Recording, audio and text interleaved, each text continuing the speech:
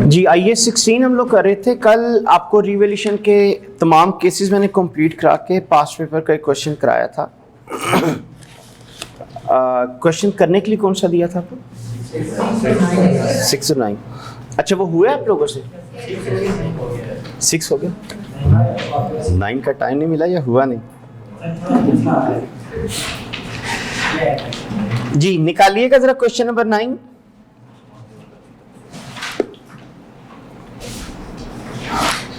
अच्छा, इसका B part आप लोगों को मैं ऑलरेडी करा चुका हुआ था। ए पार्ट था, जरा देखिएगा। कह रहा following information pertain to building acquired by SK limited on 1 July 2012 for 3,60,000। जी कह रहा आप लोगों ने एक बिल्डिंग खरीदी है 3,60,000 रुपए में। The building is being depreciated on straight line basis over 10 years. कह रहे 10 साल में 10% के हिसाब से हम इसको डेप्रिशिएट कर रहे हैं। कह रहे company use revaluation model for subsequent measurement of building, और कह रहे बिल्डिंग की सब्सिक्वेंट मेजरमेंट के लिए आप लोग रिवैल्यूएशन मॉडल यूज करोगे। It accounts for revaluation on net replacement value method. Detail of revaluation as carried out by independent valuer are as follows. पहले दिसंबर 2013 को वैल्यू किया, फिर 15 को किया, फिर 17 को। इसका मतलब ये हर साल रीवैल्यू नहीं कर रहा, ठीक है, 2 साल बाद कर रहा है। तो आपको मैंने कहा था जब रीवैल्यू करेंगे कैंसिलेशन की एंट्री उस वक्त डला करेगी। आगे कह रहे there is no change in the useful life of the building. Company transfer maximum possible amount from surplus to retain earning on annual basis. Companies financial year end is 31 December. Prepare entries to record revaluation surplus या loss on each of the above revaluation date. अच्छा, जब कभी instruction आ जाए ना तो उसको आपने follow करना है। अब इसने देखिए ब्रैकेट में क्या लिखा है, entries to record depreciation, incremental depreciation and elimination of accumulated depreciation are not required. कह रहे ना डेप्रिसिएशन की एंट्री करना, ना एक्स्ट्रा डेप्रिसिएशन के ट्रांसफर वाली एंट्री करना, और कहते हैं ना ही आप लोगों ने कैंसिलेशन की एंट्री डालनी है। इसका फिर किस चीज की एंट्री डालनी? कह रहे सिंपल जो रिवैल्यूएशन का गेन या लॉस है उसकी एंट्री डाल दो। अच्छा, हम लोग क्योंकि अभी प्रैक्टिस कर रहे हैं हम सारी कर लेंगे, लेकिन पेपर में आप इंस्ट्रक्शन को फिर फॉलो किया करें। अच्छा, अब पहले आपको ने कहा था वर्किंग किया करें और उसके बाद फिर आप लोग फ्लो में क्वेश्चंस वगैरह कर सकते हैं।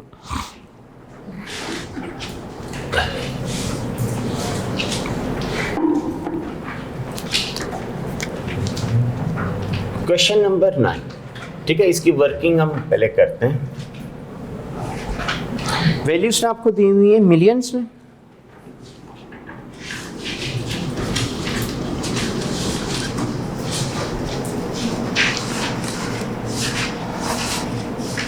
जी कह रहा है 1 जुलाई 2012, 1 जुलाई 12 आप लोगों ने एसेट खरीदा और उसकी कॉस्ट थी 360। अच्छा, हमारा ईयर एंड कह रहा है 31 दिसंबर है, तो 31 दिसंबर को आप लोग इसको डेप्रिशिएट करेंगे कितने अरसे के लिए? 6 मंथ्स के लिए। अच्छा, 10 साल उसने इसकी लाइफ बताई हुई थी। स्ट्रेट लाइन कह रहा था डेप्रिसिएशन है, तो अगर 360 को डिवाइड बाय 10 करें तो साल की आ गई, हमें 6/12 करना पड़ेगा, 18। ठीक है, आप लोगों ने कहा था इसके आगे एक आप रीवैल्यूएशन सरप्लस और एक SOCI का कॉलम बना लिया।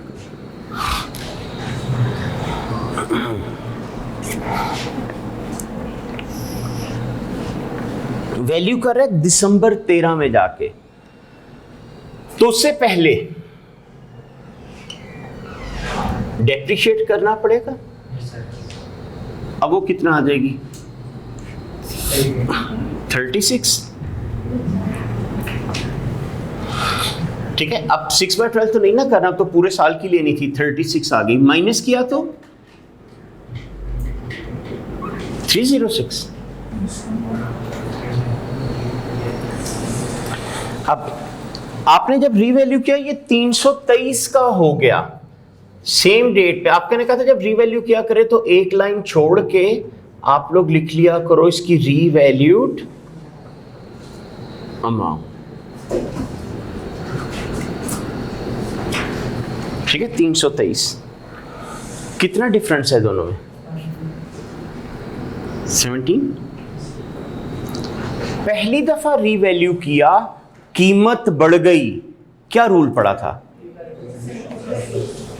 तो रीवैल्यूएशन सरप्लस।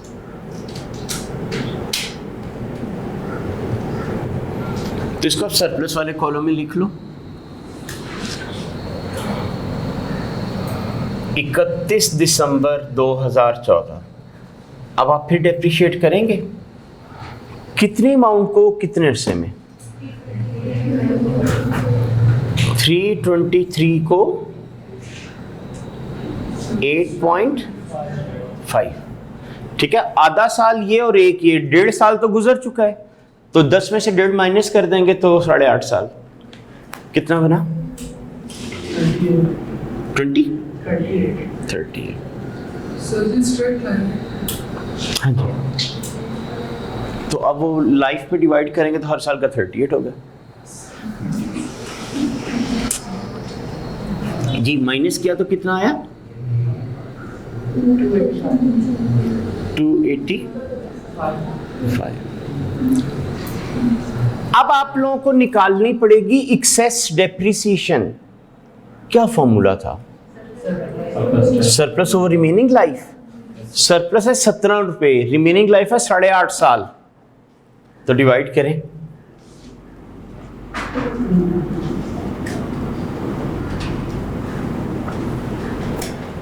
$15 सरप्लस बचा। देखिए पहले साल की डेप्रिसिएशन कितनी होती थी? 36। अब साल की कितना बनी थी?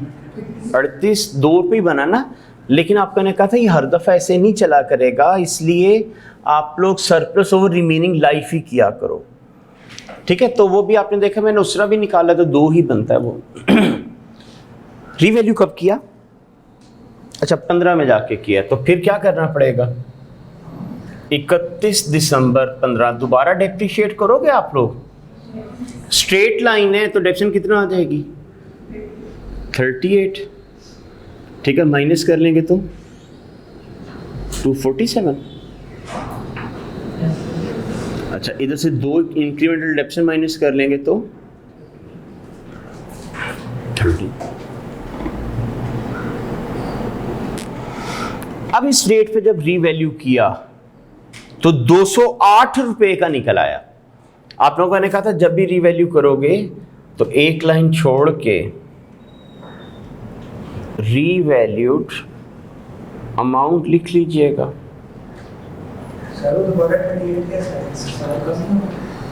क्या चीज?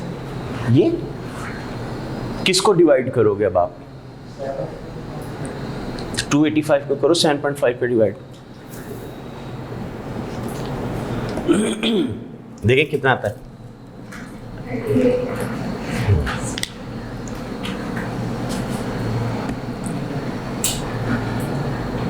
ठीक है, स्ट्रेट लाइन में आपकी डेप्रिसिएशन सेम हो जाती है ना, उस वजह से मैंने लिख दिया था। अच्छा अब जब आप लोगों ने रीवैल्यू किया कितने का हो गया? 208। अब क्या रिजल्ट निकला? डिक्रीज आ गया। कितने की कमी आ गई? 39। क्या रूल पड़ा था अगर सब्सीक्वेंट रिवैल्यूएशन पे कमी आए क्या करते हैं? हाँ, पहले पिछली रिवैल्यूएशन का रिजल्ट देखते हैं। हमारे पास तो सरप्लस पड़ा हुआ है, अगर पहले सरप्लस पड़ा हो और बाद में कमी आ जाए तो पहले सरप्लस में से माइनस करो, अगर फिर भी लॉस बच गया तो वो एक्सपेंस शो करा देना। हमारे पास सरप्लस 13 रुपए पड़ा है, कमी तो 39 की आई है, कितना इधर सेट ऑफ हो सकता है? तो ये नील हो जाएगा, बाकी कितना बचा है? तो इसको इधर अपना लॉस शो करा।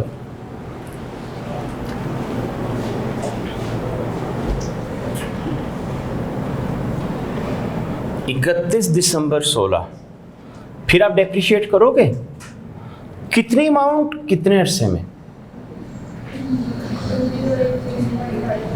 208 डिवाइडेड बाय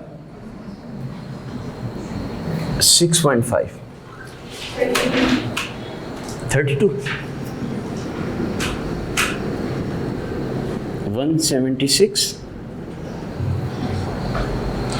अच्छा, ओरिजिनल डेप्शन में से 36 होती थी ना, अब 32 हो गई। कितनी डेप्शन में कमी आई? 4। आपका ने कहा था कमी को लॉस के अगेंस्ट सेट ऑफ कर दीजिएगा, एंट्री कोई नहीं डलती होती। अच्छा, अगर आप उस तरीके से निकालो, 26 है ना लॉस, इसको रिमेनिंग लाइफ 6.5 पे डिवाइड करें, 4। ठीक है, तो 4 आप इसके अगेंस्ट सेट ऑफ कर लो। अब आपका लॉस 22 का शो हो रहा होगा।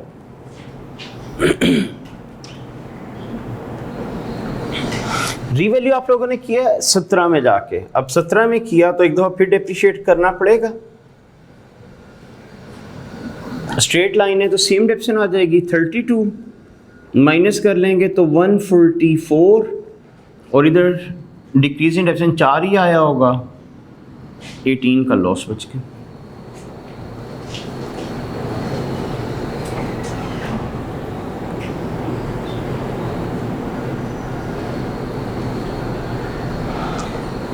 अब जब आप लोगों ने रीवैल्यू किया तो ये 167 का हो गया। उसी तरह एक लाइन छोड़ के आप लोग लिख लें रीवैल्यूड अमाउंट 167। अब क्या रिजल्ट निकला? 23 से इंक्रीज इन वैल्यू।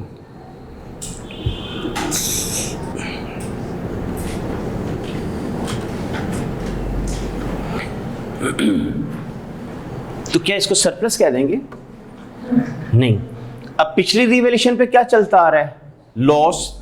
तो आपने ने कहा था हिस्टोरिकल कैरिंग अमाउंट तक का जो इंक्रीज होता है उसको हम क्या शो करा देते होते हैं? इनकम। उससे फालतू इंक्रीज हो तो सरप्लस। अब बजाय इसके कि मैं हिस्टोरिकल कैरिंग अमाउंट कैलकुलेट करने बैठूं, आपको मैंने बता दिया था वो हमेशा इतनी ही फिगर निकलेगी। तो इसका 18 रुपए तक का इंक्रीज में इनकम शो करा सकता हूं। मेरा इंक्रीज आया कितने? तो आपको मैं कहूंगा यार 18 को अपनी इनकम शो कराओ ताकि आपका लॉस नील हो जाए। बाकी कितना बचा उसको अपना सरप्लस बना लो।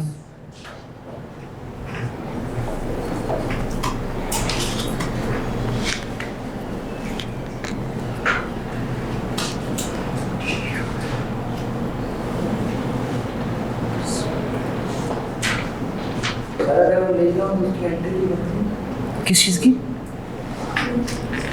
ये वाले की? वो एक्चुअली देखें, जब तक ये वैल्यू आएगी तो सरप्लस की इंक्रीमेंटल डेप्शन माइनस होती रहेगी। ठीक है, वो नील तभी होगा जब ये बिल्कुल, अगर फर्ज करें ये आप लोगों का जो डिक्रीज है ये 10 का आया होता, मैं इधर 10 माइनस करता 3 फिर बच गया होता, वो अगली दफा उसकी इंक्रीमेंटल डेप्शन निकलती। ठीक है, लेकिन जब ये 0 हो जाता है फिर लॉस में कन्वर्ट हो गई होती है ना वैल्यू उसके बाद फिर। तो ये तो हम लोगों ने कर ली वर्किंग। आप लोगों को मैंने कल भी कहा था कि आपने यही वर्किंग का फॉर्मेट फॉलो किया कीजिएगा। इससे चाहे एंट्री वाले क्वेश्चन हो चाहे आपके डिस्क्लोजर वाले क्वेश्चन हो, आराम से सॉल्व हो जाते हैं, अदरवाइज फिर हमें प्रॉब्लम आती है। अब आ जाते जी एंट्रीज पे। एंट्रीज आप कहने का मैं इसकी सारी करने लगा हूं। तो क्या चीज़ थी जो आपने खरीदी थी? बिल्डिंग। इट मीन्स कि 1 जुलाई 2012 आप एंट्री कर लोगे बिल्डिंग डेबिट और बैंक क्रेडिट।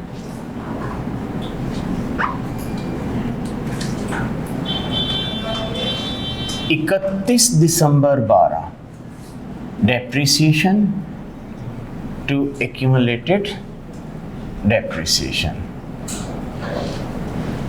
31 दिसंबर 13 डेप्रिसिएशन टू एक्यूमुलेटेड डेप्रिसिएशन।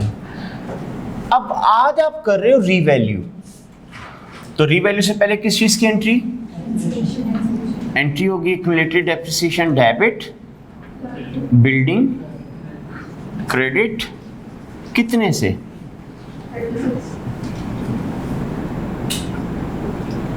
54। ये कैसे आया? देखिए 18 की डेप्शन पहले इसमें आ रही है, 36 फिर, तो जितने से क्रेडिट है उतने से डेबिट करेंगे तो क्लोज होगा ना। ठीक है, ये भी क्रेडिट हुआ था, ये भी क्रेडिट हुआ था, तो टोटल से आपने कैंसिल किया। अच्छा, अब जब रीवैल्यू किया तो कीमत बढ़ गई। अब जब कीमत बढ़ी तो उसकी एंट्री होगी बिल्डिंग डेबिट और रीवैल्यूएशन सरप्लस क्रेडिट, और कीमत बढ़ गई थी 17। अगला साल आ गया 31 दिसंबर 2014, फिर डेप्रिशिएट आप कर रहे हो तो depreciation debit, accumulated depreciation credit 38। लेकिन अब एक्सेस डेप्शन भी तो आ गई, तो उसके ट्रांसफर की एंट्री रीवैल्यूएशन सरप्लस डेबिट और रिटेन्ड अर्निंग्स क्रेडिट।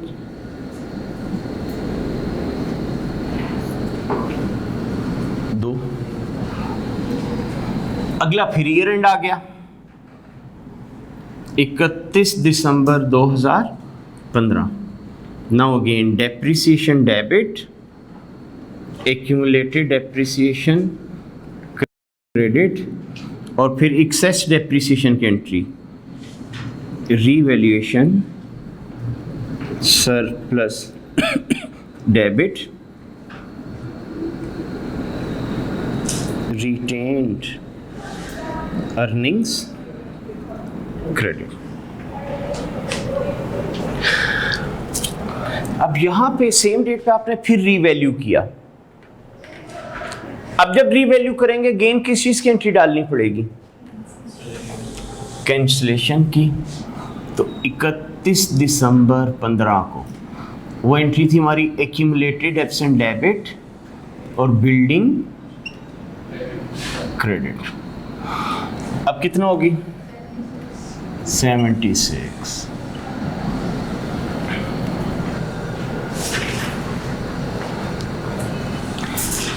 अब जब आप लोगों ने रीवैल्यू किया था तो क्या रिजल्ट निकला था? डिक्रीज आ गया था, और आपने कहा था 39 का टोटल डिक्रीज है, जिसमें से 13 सरप्लस में से माइनस करना है और 26 को अपना लॉस शो कराना है। सरप्लस इक्विटी होता है, जब उसको कम करना है तो क्या करना पड़ेगा? तो रीवैल्यूएशन सरप्लस डेबिट और फिर रीवैल्यूएशन लॉस डेबिट और फिर एसेट को कम करने के लिए बिल्डिंग क्रेडिट। ठीक है, तो सरप्लस में से हमने कितना माइनस करना है? 13। लॉस कितना शो कराना है? 26। एसेट की वैल्यू कितनी कम होगी? 39। अब आ गया नेक्स्ट ईयर एंड 31 दिसंबर 16। Depreciation to accumulated depreciation. अब बनी थी आपकी डेप्रिसिएशन 32। ये जो डेप्रिसिएशन में कमी आई 4 की, उसकी एंट्री डलेगी या नहीं? नहीं। उसके बाद आ गया जी 31 दिसंबर 2017। Now again depreciation debit, accumulated depreciation credit 32 से। अब आप लोग कर रहे हो रीवैल्यू, तो पहले किस चीज की एंट्री होगी? कैंसिलेशन की। कितने से? 64।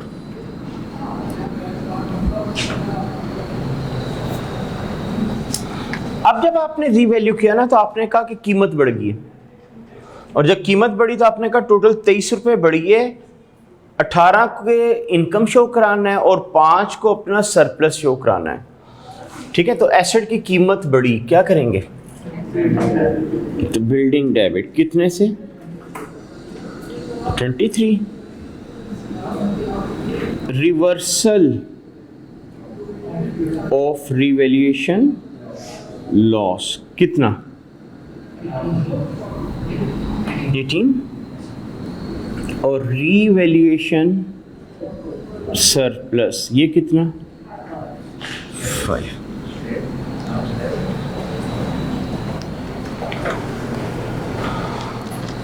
तो ये इसकी टोटल एंट्रीज थी 18 का। हाँ जी, ये तो उसका बैलेंस चलता आ रहा है ना, वो हमने पहला 2600 बुक कर लिया हुआ था, ये उसका बैलेंस हमने जस्ट एडजस्ट किया ताकि आपको हिस्टोरिकल कैरिंग अमाउंट ना निकालनी पड़े। ये जो अब आपने यूटिलाइज किया है इसकी हम एंट्री डालेंगे।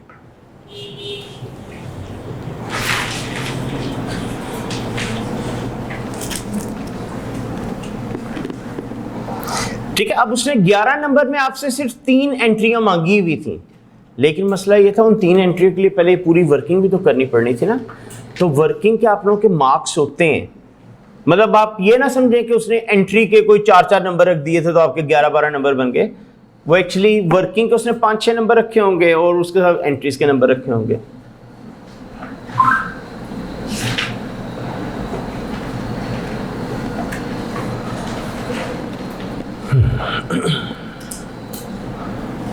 ठीक है, तो वैसे उसने जो आप लोगों से रिक्वायर की हुई थी ना, एक ये वाली एंट्री रिक्वायर की हुई थी, एक ये वाली एंट्री रिक्वायर्ड थी और एक ये वाली।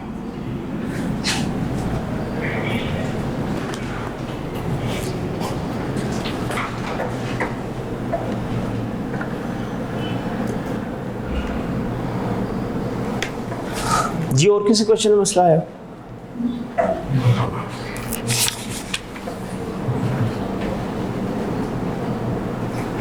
अच्छा, अभी इसके ना रिवैल्यूएशन के और क्वेश्चन है, लेकिन अब उसके अंदर ना चेंजेस इनकॉर्पोरेट होना शुरू होंगी। अब उसके लिए मैं स्टैंडर्ड को फिर आगे कंटिन्यू करने लगा हूँ ताकि स्टैंडर्ड के बाकी जो एस्पेक्ट्स हैं वो भी हमारे कवर हों और उसके बाद फिर हम दोबारा रिवैल्यूएशन के क्वेश्चंस करें, ताकि जिसमें डिस्क्लोजर है डिस्क्लोजर बनाएं, जिसमें लाइफ चेंज होगी लाइफ चेंज कर दें, जिसमें रेजिडुअल वैल्यू चेंज होगी रेजिडुअल वैल्यू चेंज कर दें।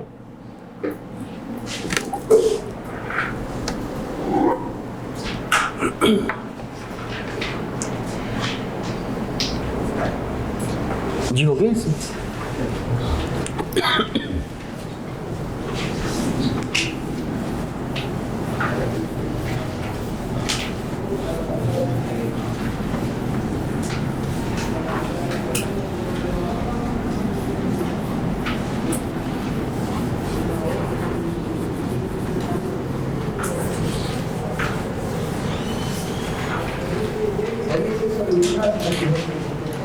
क्या चीज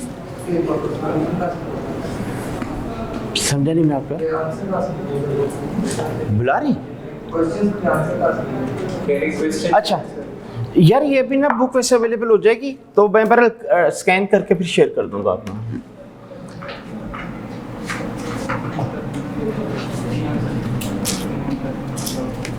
अब आपका निका स्टैंडर्ड को हम लोग दोबारा रिज्यूम करने लगे। आखिरी चीज जो मैंने आपको डिस्कस की वो की थी मेजरमेंट सब्सिक्वेंट इनिशियल रिकग्निशन। उसका हमने कहा था एक कॉस्ट मॉडल जो आईटीए वाला था, एक रिवैल्यूएशन मॉडल जो हमने एक एक क्वेश्चन करके उसको कवर किया। अब स्टैंडर्ड ने जो आगे चीज आपको बताई हुई है वो है अबाउट डेप्रिसिएशन।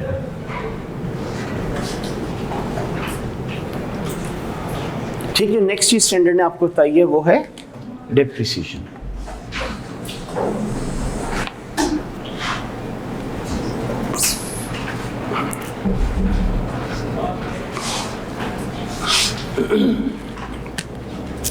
डेप्रिसिएशन के अंदर स्टैंडर्ड ने जो आपको गाइडलाइन दी, कहते हैं कि डेप्रिसिएशन का वो वाला मेथड अडॉप्ट किया करो जो एसेट के रेवेन्यू जनरेशन पैटर्न के साथ मैच करता हो।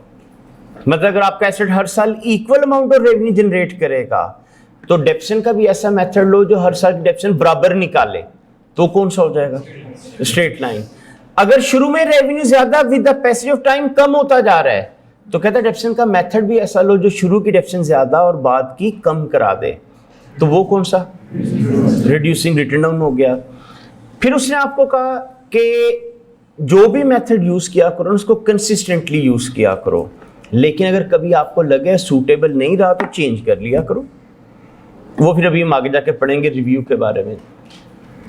उसके बाद स्टैंडर्ड ने आपको कहा डेप्रिसिएशन लेनी कब से शुरू करनी। कह रहे जब एसेट इंटेंडेड यूज वाली पोजीशन में पहुंच जाए, इस्तेमाल करो या ना करो, डेप्रिशिएट करनी शुरू कर दिया करो। ठीक है, इंटेंडेड यूज का मतलब जिस हालत में उसको इस्तेमाल करना चाहते थे। ठीक है, तो कहते हैं उस हालत में जब चीज पहुंच जाएगी, इस्तेमाल करो या ना करो, डेप्रिशिएट करना शुरू कर दिया करो। कब तक डेप्रिसिएशन लेनी है? तो स्टैंडर्ड ने कहा कि जब तक वो एसेट आप लोग डिस्पोज ऑफ यानी डी रिकग्नाइज नहीं कर देते या उसको हेल्ड फॉर सेल डिक्लेयर नहीं कर देते, कहते उस वक्त तक इसको डेप्रिशिएट करते रहना। ठीक है, यानी जब तक आप उसको डिस्पोज ऑफ नहीं कर देते या हेल्ड फॉर सेल डिक्लेयर नहीं कर देते, कहता उस वक्त तक इसको डेप्रिशिएट करते रहिएगा।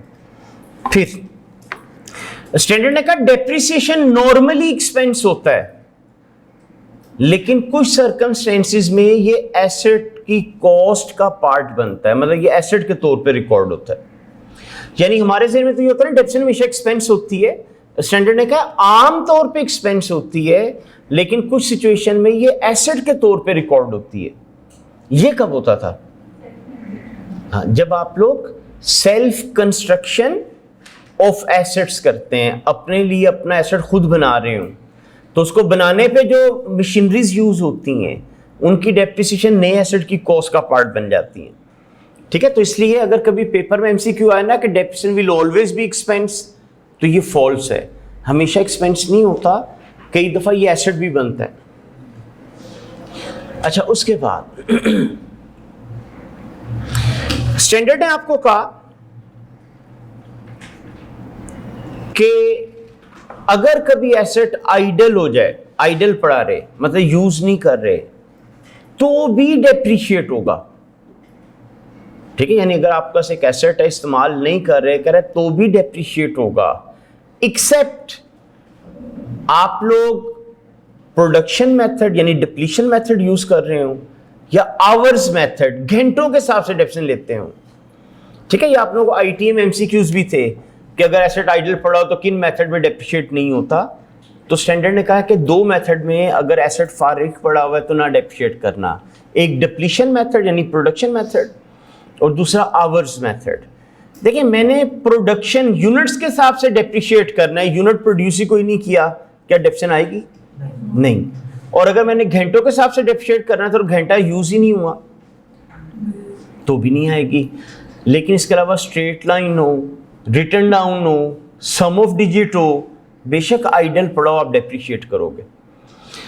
अच्छा, उसके बाद स्टैंडर्ड ने आपको कहा कि डेप्रिसिएशन की कैलकुलेशन में हमारे कुछ एस्टीमेट्स इन्वॉल्व होते हैं और एस्टीमेट्स की रिवीजन करते रहा करो। अच्छा, अगर आपसे पूछूं डेप्रिसिएशन की फिगर कंप्यूट करने में कितने अकाउंटिंग एस्टीमेट्स आते हैं, यानी डेप्रिसिएशन की जो फिगर आप कैलकुलेट करते हो कितनी तरह के अकाउंटिंग एस्टीमेट्स उसमें यूज होते हैं?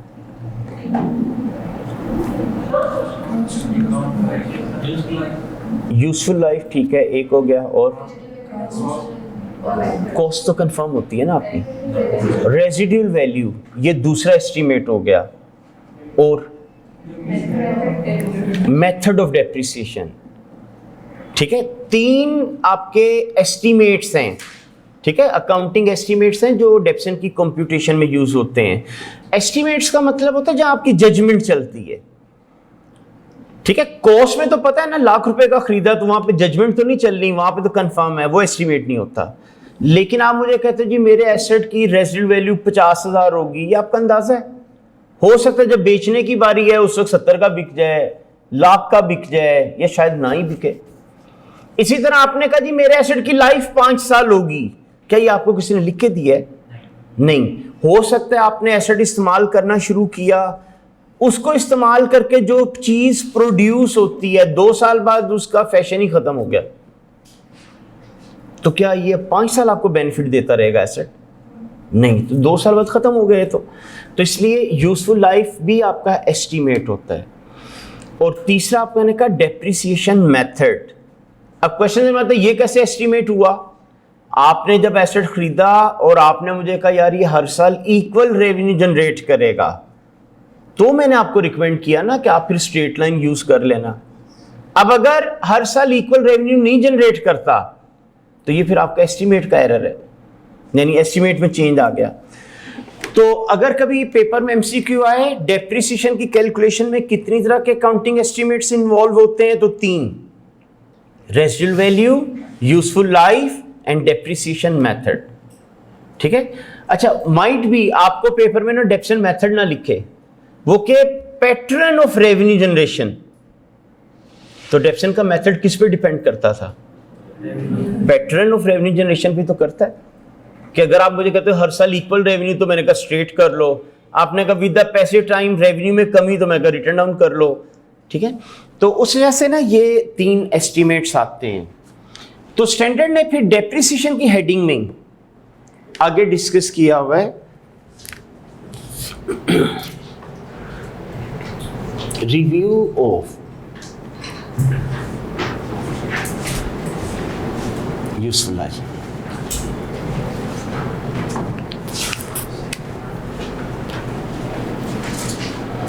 ठीक है, रिव्यू ऑफ यूजफुल लाइफ।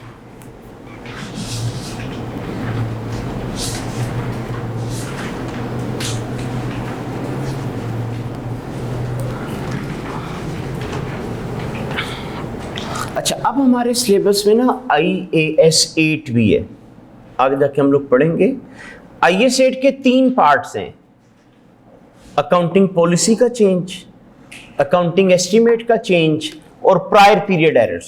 इन 3 को कवर करता है। तो इसके अंदर एस्टीमेट का चेंज जो है ये IAS 8 में कवर होता है। IAS 16 ने कहा है कि आप लोग लाइफ का रिव्यू करना और अगर इसमें कोई चेंज है तो IAS 8 यूज कर लेना। अभी तक क्योंकि हमने IAS 8 नहीं पढ़ा तो इसलिए मैं इसको प्रॉपर यहाँ पे लिख देता हूँ कि स्टैंडर्ड ने कहा इसको रिव्यू कब करना है। तो कहते हैं एट ईच रिपोर्टिंग डेट। ठीक है कि हर रिपोर्टिंग डेट पे आप इसको रिव्यू कीजिएगा। रिपोर्टिंग डेट क्या होती थी? हाँ, जिस दिन की आप फाइनेंशियल बना रहे हो। साल बाद बना रहे हो तो आपका ईयर एंड, 3 महीने बाद बना रहे हो तो क्वार्टर। आपको ने कहा था कंपनीज अब क्वार्टरली फाइनेंशियल बनाती हैं, तो क्या हर 3 महीने बाद तमाम एस्टीमेट रिव्यू करने बैठ जाऊं? नहीं, तो स्टैंडर्ड ने कहा एटलीस्ट एक दफा तो साल में किया करो। ठीक है, तो हम एक दफा लाजमी करते होते हैं। तो स्टैंडर्ड ने वैसे वर्डिंग ये यूज की हुई है at each reporting date.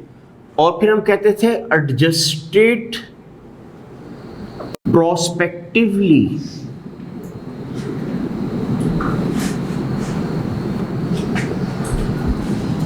if changed।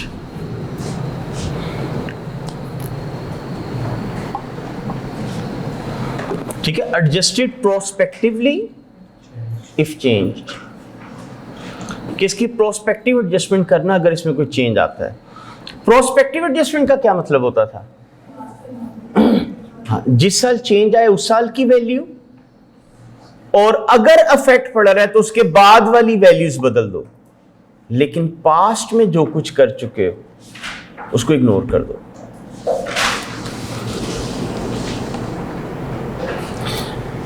ठीक है, तो स्टैंडर्ड ने कहा कि इसकी लाइफ को आपने रिव्यू करना है हर रिपोर्टिंग डेट पर। अगर कोई चेंज आ जाए तो एडजस्ट इसको कीजिएगा प्रोस्पेक्टिवली। अच्छा, रेट्रोस्पेक्टिव का क्या मतलब होता था? हाँ, कि पास्ट को भी चेंज करना है, करंट को भी करना है, फ्यूचर को भी करना है। लेकिन इधर वर्ड क्या यूज हुआ हुआ है? प्रोस्पेक्टिवली, कि जिस साल चेंज आए उस साल की वैल्यू और उससे अगले सालों की वैल्यू बदल दो।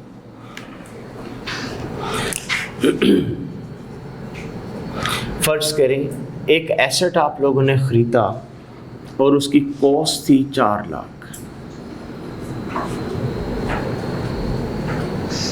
और उसकी यूजफुल लाइफ थी 10 साल। आपको मैं कहता हूं इन 4th year it is declared that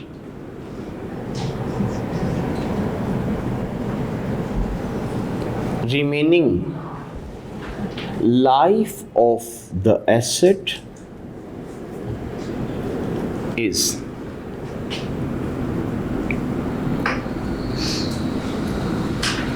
three years, चलिए 4 कर लें।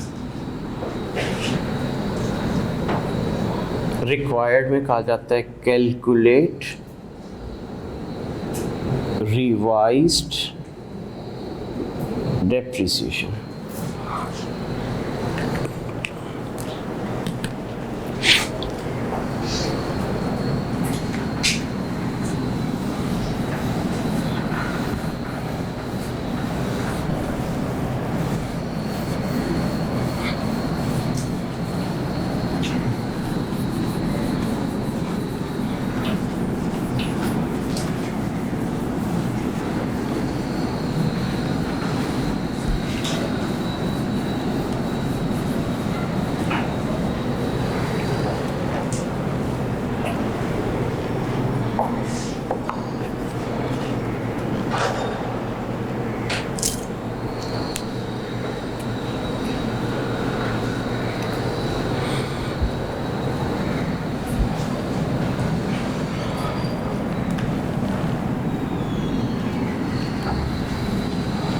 जी कॉस्ट कितना थी एसेट की?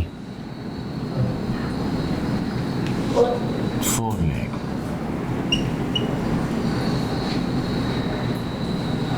कितने साल डेप्रिशिएट हो चुका है?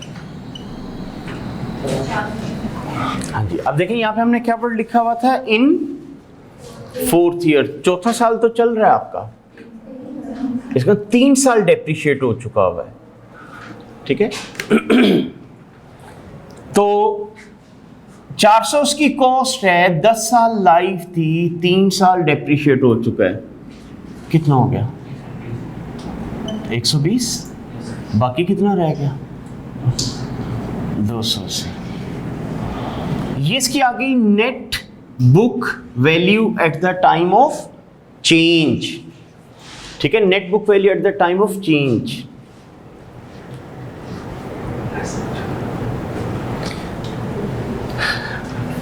अब जब आपकी लाइफ चेंज होगी एसेट की और आप लोगों को निकालना पड़ेगी रिवाइज्ड डेप्रिसिएशन, तो स्टैंडर्ड कहता है कि बुक वैल्यू को after considering residual value remaining life में डेप्रिशिएट कर दो। तो रिमेनिंग लाइफ कितना थी? 4 इयर्स, तो कितना आ गया?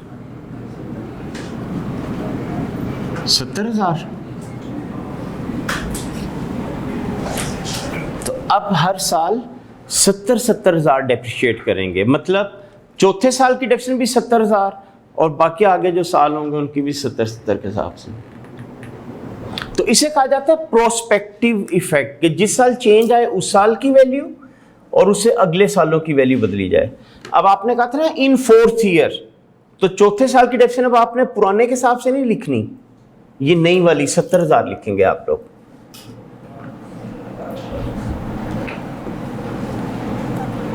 अच्छा, जब IAS 8 आप लोग पढ़ोगे ना तो उसमें आप देखेंगे स्टैंडर्ड ने कहा है कि जो एस्टीमेट का चेंज होता है ये कोई एरर नहीं होता,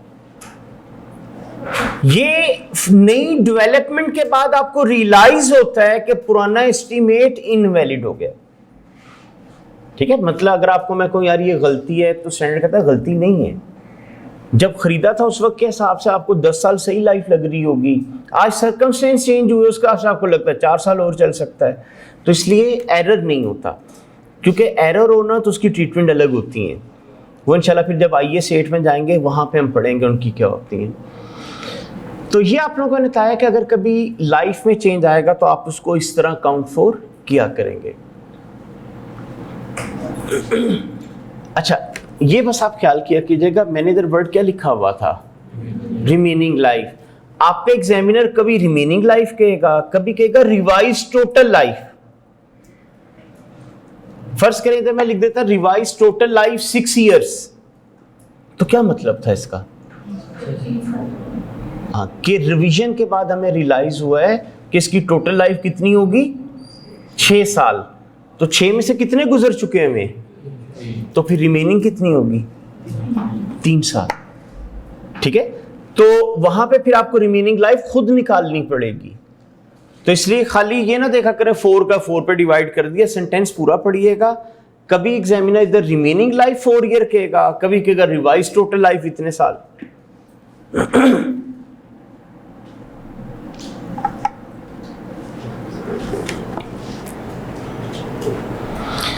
अच्छा, इसी तरह स्टैंडर्ड ने ना आप लोगों को बताया हुआ है कि डेप्रिसिएशन के मेथड्स को भी रिव्यू किया करना है। इसी तरह उसने आपको कहा रेजिडुअल वैल्यू को भी रिव्यू करना है। तो कल आप लोगों को अब रेजिडुअल वैल्यू का रिव्यू वो रिकॉल कराऊंगा। ठीक है, ये हमने आईटीए में वैसे चीज़ें पढ़ी नहीं है, वो रिव्यू कराऊंगा। फिर आप लोगों को डेप्शन का मेथड कैसे करते हैं उसको हम देखेंगे, और जो स्टैंडर्ड के अदर एस्पेक्ट्स हैं वो भी इंशाल्लाह कल हम कवर करेंगे, ताकि उसका नेक्स्ट क्लास में इसके डिस्क्लोजर कैसे बनते हैं और फिर बाकी क्वेश्चन शुरू हो जाएं। ठीक है, अभी आप लोगों को मैंने कल कहा था ना कि रिक्वायरमेंट छोड़ दीजिएगा। उसने क्या पूछा, आप एंट्रियां रिवॉल्यूशन की कराइएगा। 1-2 क्वेश्चन में उसने डिस्क्लोजर मांगे होते हैं, तो जब तक हमें डिस्क्लोजर बनाना नहीं आएंगे आप लोग कर नहीं सकते क्वेश्चन। तो इसलिए अब नेक्स्ट क्लास के अंदर यानी कल मैं आपका ये IAS 16 थ्योरेटिकली सारा कवर करूँगा, ताकि फिर उसके बाद मंडे से हम लोग इसका प्रॉपर पास पेपर से प्रैक्टिस शुरू कर पाएँ। ठीक है, तो आज फिलहाल आप लोग इसी को ज़रा एक दफ़ा देख लीजिएगा। Thank you ji.